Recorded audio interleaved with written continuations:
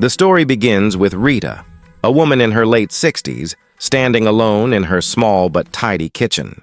The morning sun comes in through the window, but she feels heavy and tired. It was supposed to be an ordinary day. Rita's son, Omar, had dropped off her little grandson, Yusuf, early in the morning. Rita often looked after Yusuf before school. Her daughter-in-law, Lena, usually packed his lunch the night before and sent it with him. Rita opens the fridge and sees the bright blue lunchbox on the top shelf. Lena is always so careful, she thinks. At least one thing in this family is still organized. She tries to push away the quiet worries in her chest. Lately, she has felt something is wrong. Omar looks tired all the time. Lena avoids eye contact and seems jumpy. There are hushed phone calls, closed doors, and bills lying hidden under magazines. But whenever Rita tries to ask, they smile and say, "Everything is fine, Mama, don't worry."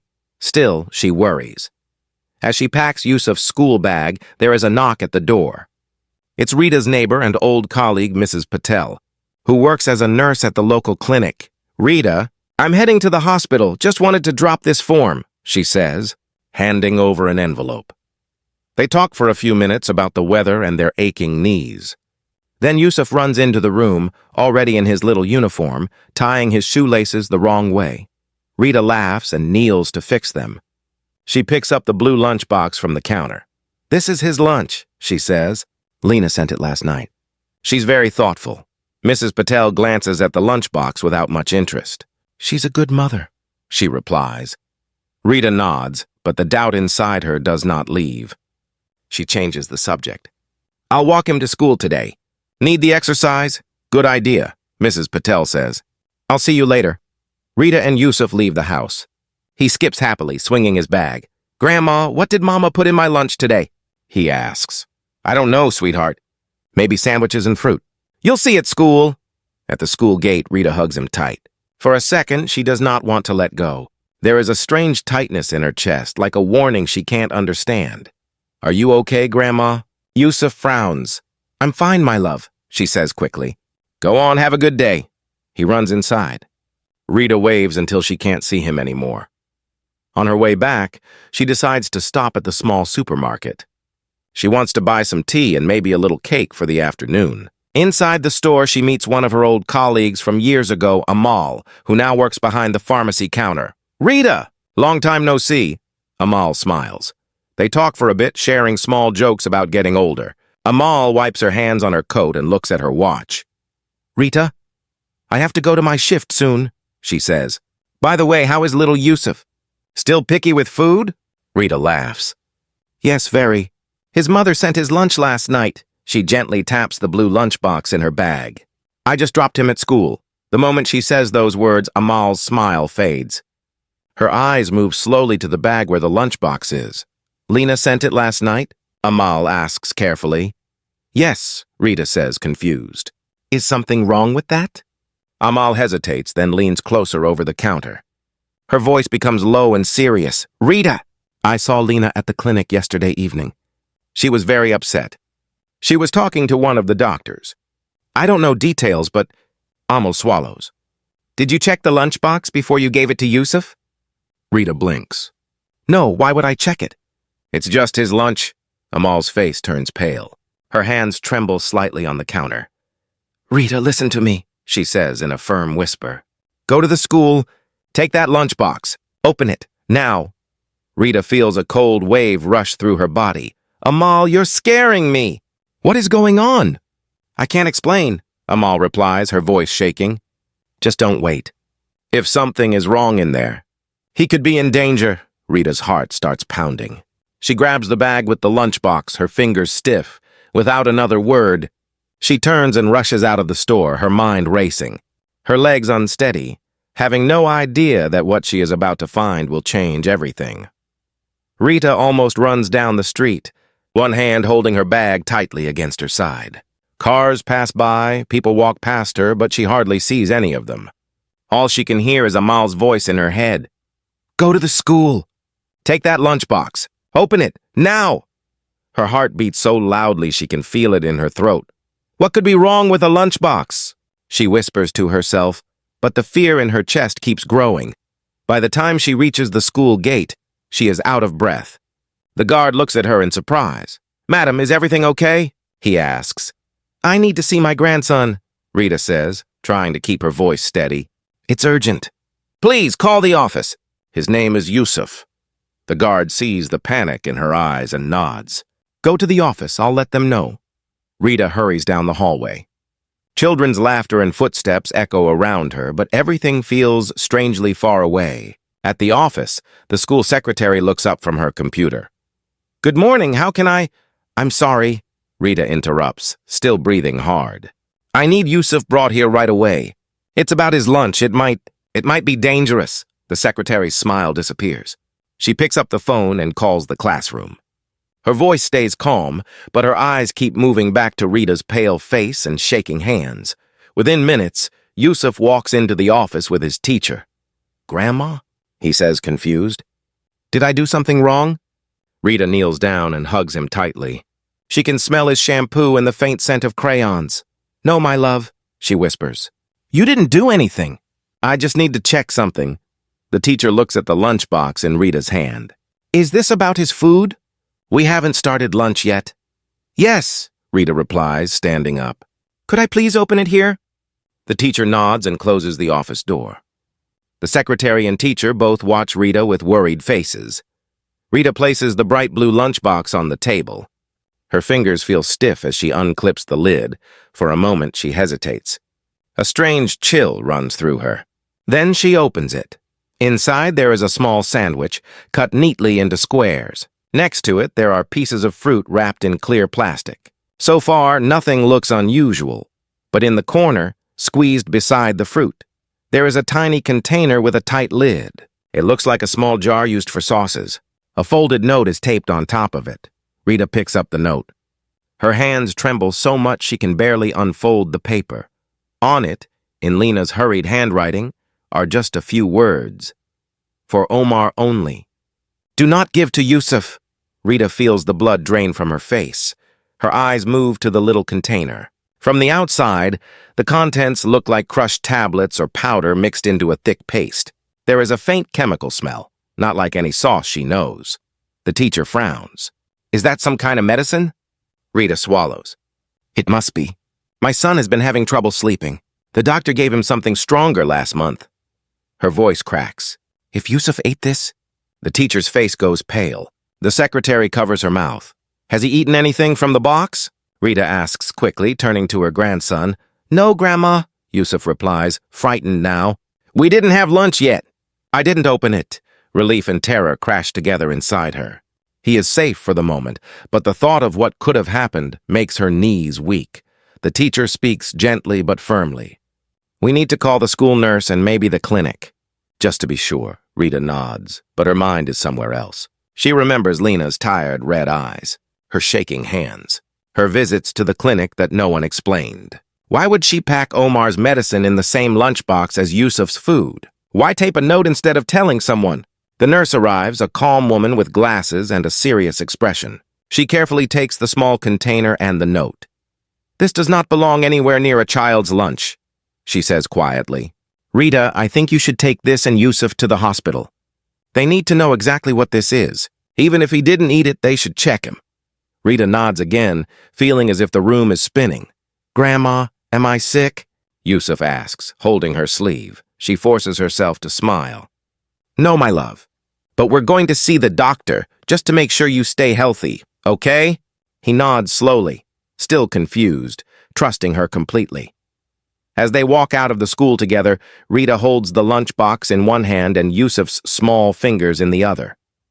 Her mind races with unanswered questions. Why would Lena risk something like this? And what else was her daughter-in-law hiding? With every step toward the hospital, Rita feels the truth coming closer, and she is not sure she is ready to hear it. Rita holds Yusuf's hand all the way to the hospital.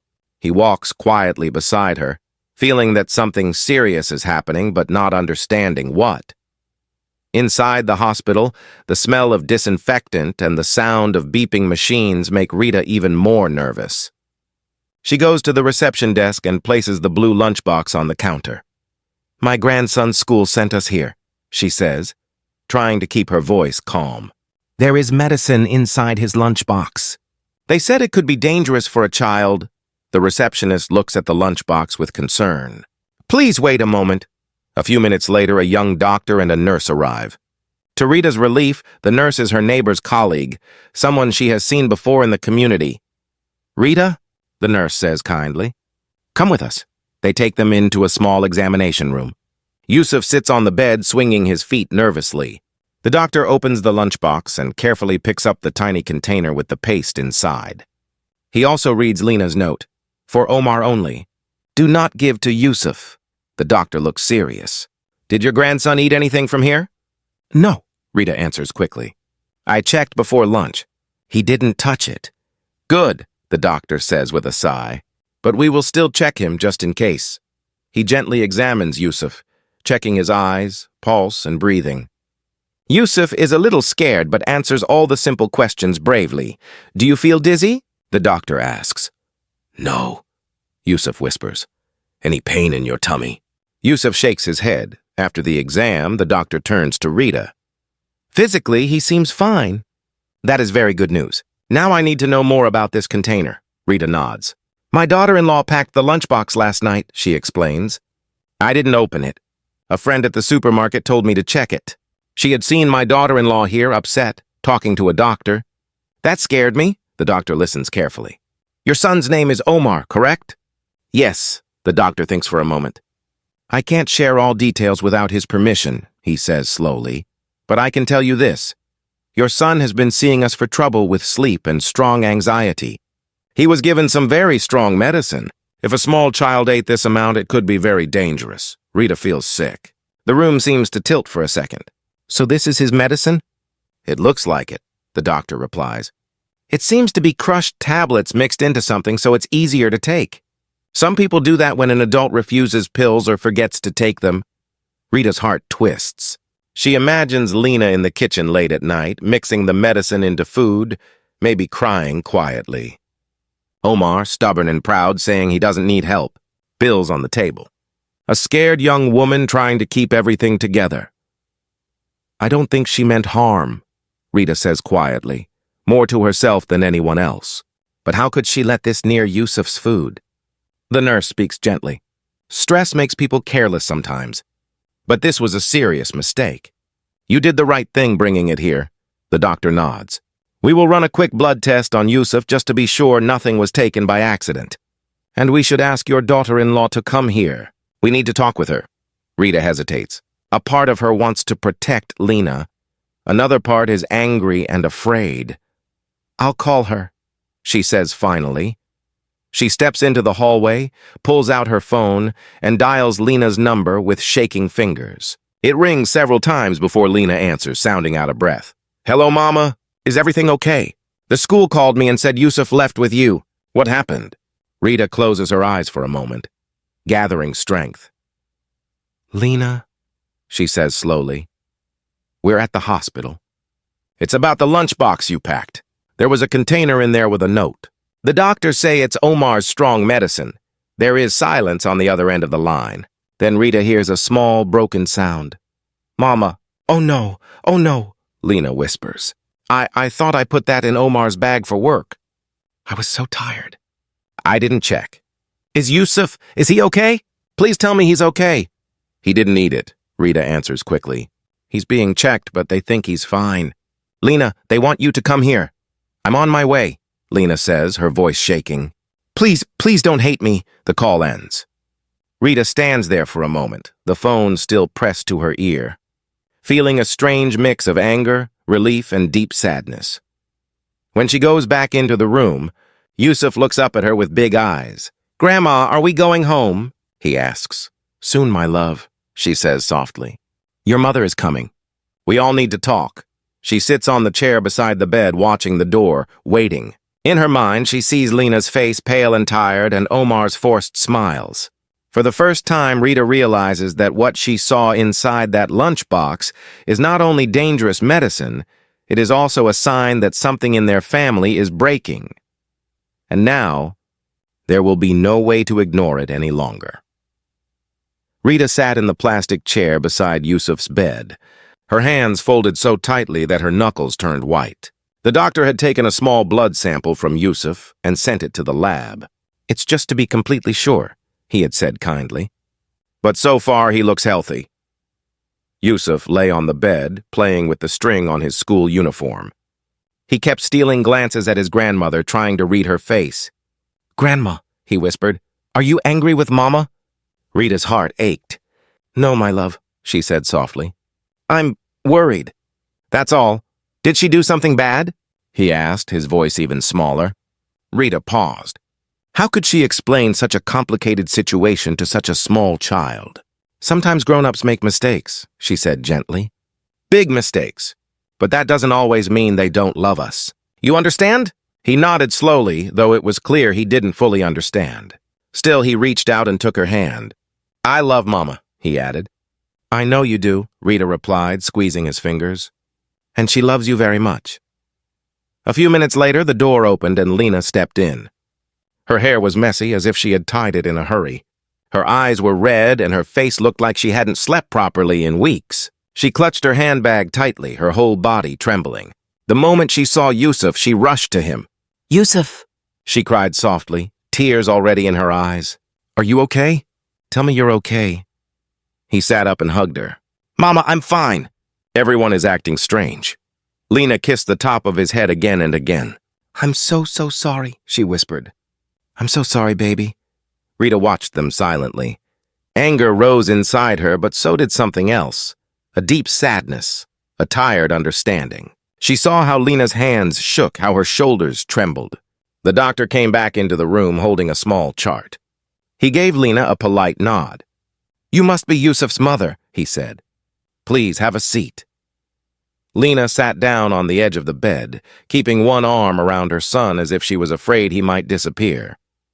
"We've checked Yusuf," the doctor began in a calm voice. "He seems fine. The tests look normal. There is no sign that he consumed any of the medicine. That is the good news." Lena closed her eyes in relief, tears rolling down her cheeks. "Thank you," she whispered. "Thank you so much." "But," the doctor continued, his tone turning serious, "we need to talk about the medicine found in his lunchbox." Lena's shoulders drooped. She wiped her face with the back of her hand. "I made a mistake," she said quietly. "I was packing everything at once. Omar's lunch, Yusuf's lunch, his medicine. I thought I put the container in Omar's bag. I was sure. I didn't check." "I should have checked." Rita finally spoke. Her voice was not loud, but it was firm. "Lena, that medicine could have hurt him," she said. "Do you understand that?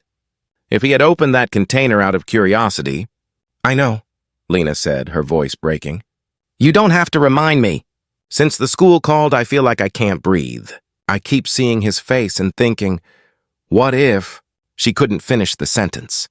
Yusuf looked between the two women, confused and a little afraid. The doctor nodded slowly.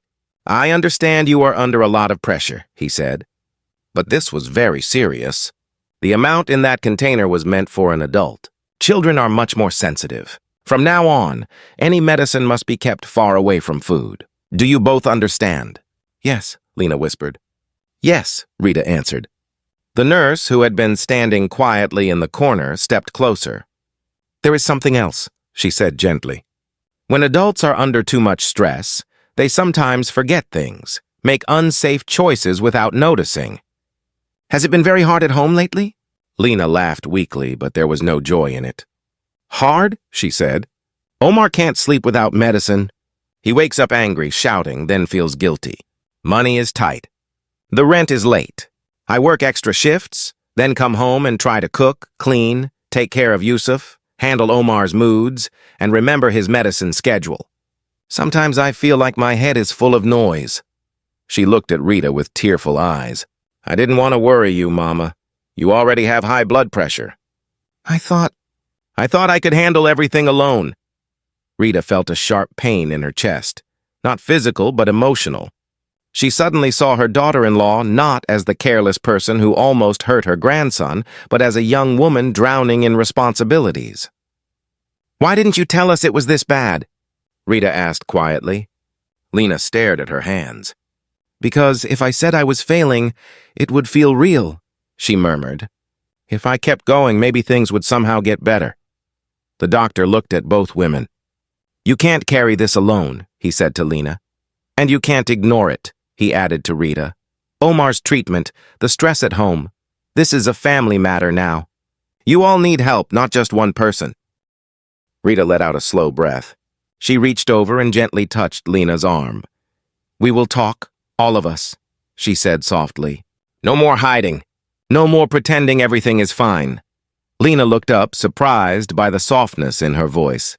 Does that mean you don't hate me? She asked, her voice small. Rita hesitated, searching for the truth in her own heart. I am angry, she admitted. And I am scared. But I don't hate you. You are the mother of my grandson, and I can see you are breaking inside. In that quiet hospital room, with machines beeping faintly in the background and Yusuf holding both their hands, it became clear the Lunchbox mistake was not just an accident. It was a warning. If they didn't change something soon, this family might break beyond repair. Now they had to decide what to do next. Later that afternoon, Omar arrived at the hospital. Rita saw him through the small glass window in the door before he walked in. His shoulders were hunched, his shirt wrinkled, and there were dark circles under his eyes. He looked older than his age, as if the last few months had taken years from him. When he stepped into the room and saw Yusuf on the bed, he went straight to him. Hey, champ, he said softly, forcing a smile. You scared us all today. Yusuf frowned. I didn't do anything, he said. Everyone keeps saying they're scared, but I'm fine. Omar kissed his forehead. I know. None of this is your fault. The doctor came in soon after and gave a final update. All of Yusuf's tests are normal, he said with a small smile. There is no sign of any medicine in his system. You can take him home. Relief spread through the room like a soft wave. Lena covered her face for a second and whispered, Thank God. Rita let out a breath she didn't know she was still holding. But they all knew this was only the beginning of a harder conversation. After the doctor left and Yusuf was given a small juice box and biscuit, he relaxed. The nurse turned on the small TV in the corner, putting on a cartoon to distract him. Rita looked at Omar and Lena. We need to talk, she said quietly. All three of us. Now. They moved to the small seating area in the corner of the room. Yusuf stayed on the bed watching cartoons, but his ears still half listening. Rita lowered her voice so he wouldn't catch every word. She opened her bag and took out the blue lunchbox. Inside, the little medicine container was gone. The hospital had kept it. But just looking at the box made her hands shake again. This, she said, touching the plastic lid, almost changed our lives today. Lena lowered her head, ashamed. Omar stared at the lunchbox as if it were something dangerous. The doctor's earlier words echoed in Rita's mind. This is a family matter now. She cleared her throat. Omar, she began, I knew you were tired. I could see you weren't sleeping. But I didn't know it was this bad. Why didn't you tell me you were on such strong medicine? Omar rubbed his face. I didn't want you to worry, he said quietly. You already worry about everything. I thought I could handle it. And you, Lena, Rita continued, turning to her gently, you were carrying all of this alone. The money, the house, Yusuf, his medicine. How long did you think you could keep going like this? Lena's eyes filled with tears again. I don't know, she said honestly.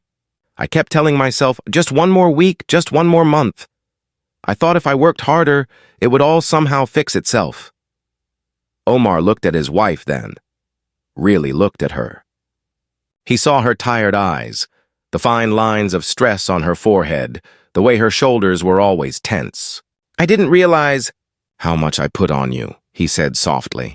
I kept thinking I was the only one suffering. I forgot you were suffering too. For a few moments, no one spoke.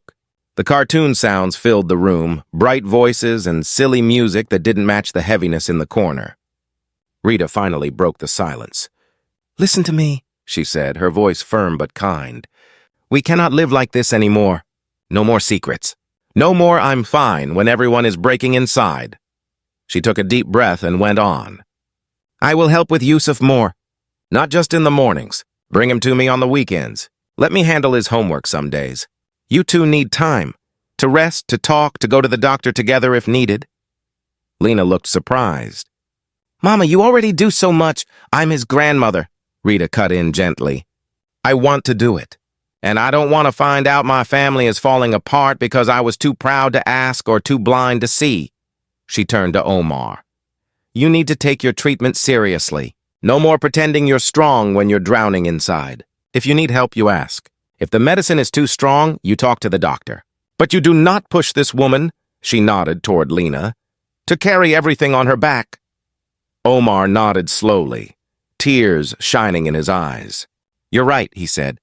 I've been angry at everything. At work, at money, at life. But I took it out on the wrong people. Then he looked at Lena. I'm sorry, he whispered, for making you feel alone with all this.